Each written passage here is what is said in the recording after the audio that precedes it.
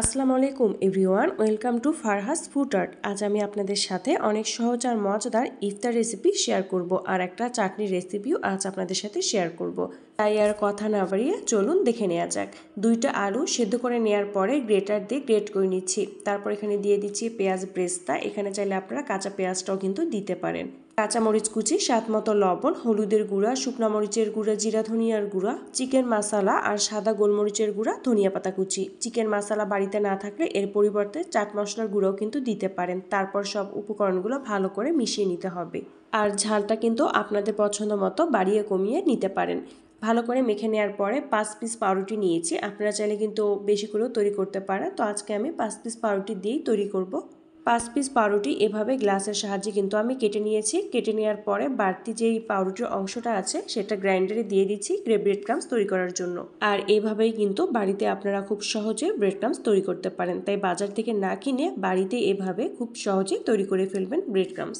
বাজার থেকে 1 প্যাকেট পাউরুটি কিনে এনে এভাবে রোজার আগে ব্রেড ক্রামস কিন্তু তৈরি করে রেখে দিতে পারেন। আবারও মিক্সিং বলে দিয়ে দিচ্ছি হাফ কাপের মতো ময়দা, সামান্য পরিমাণে লবণ মিশিয়ে নেওয়ার পরে পরিমাণ মতো পানি দিয়ে পাতলা একটা ব্যাটার তৈরি করে নিব। পানির পরিমাণটা একবারই দিব না, অল্প অল্প করে দিয়ে ব্যাটারটা তৈরি করে নিতে হবে। ভালো করে মেখে নিতে হবে যেন কোনো লাম্পস না থাকে। ব্যাটার তৈরি করার পরে মেখে রাখা আলু এভাবে গোল করে হাতের তালুতে চাপ দিয়ে পাউরুটির উপরে দিয়ে দিচ্ছি। এভাবে সবগুলো পাউরুটি আমি সেট করে নিয়েছি। ভিডিওটি পুরোটি দেখলে বুঝতে পারবেন আমি কিভাবে তৈরি করে নিয়েছি। তৈরি করা পাউরুটিগুলোর উপরে ব্যাটারটা ব্রাশের সাহায্যে এভাবে আমি পাউরুটির গায়ে লাগিয়ে নিব। চারপাশে ভালো করে লাগিয়ে নিতে হবে। এভাবে বাকি 4 পিস পাউরুটিও আমি তৈরি করে নিব।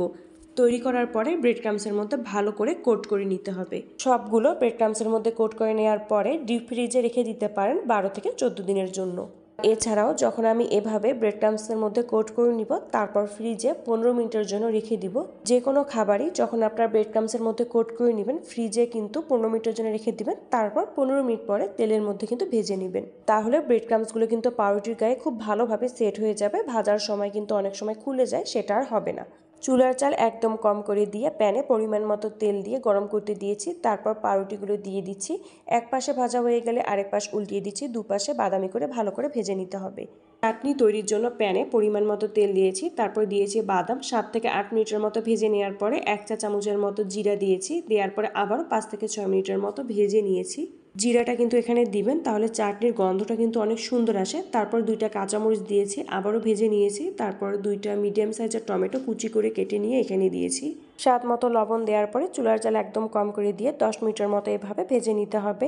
তারপর ঢাকনা দিয়ে ঢেকে রেখে দেবো। এর মধ্যে টমেটো খুব ভালোভাবে সিদ্ধ হয়ে যাবে। ঢাকনাটা তুলে আমি এভাবে আরেকটু নাড়াচাড়া করে নিচ্ছি। টমেটো যখন একদম সিদ্ধ হয়ে যাবে শেষের দিকে আমি এখানে দিয়ে দিব 1 চা চামচের মতো তেঁতুল দেওয়ার পরে আবারও উপকরণগুলো ভালো করে মিশিয়ে নিয়ে 5 থেকে 6 মিনিটের মতো এইভাবে জাল করে নিব।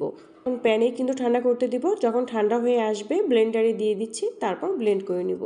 আর এই চাটনিটা কিন্তু যে কোনো ভাজা পোড়ার সাথে খেতে ভীষণ মজার। আপনারা বাসায় খুব সহজে তৈরি করবেন।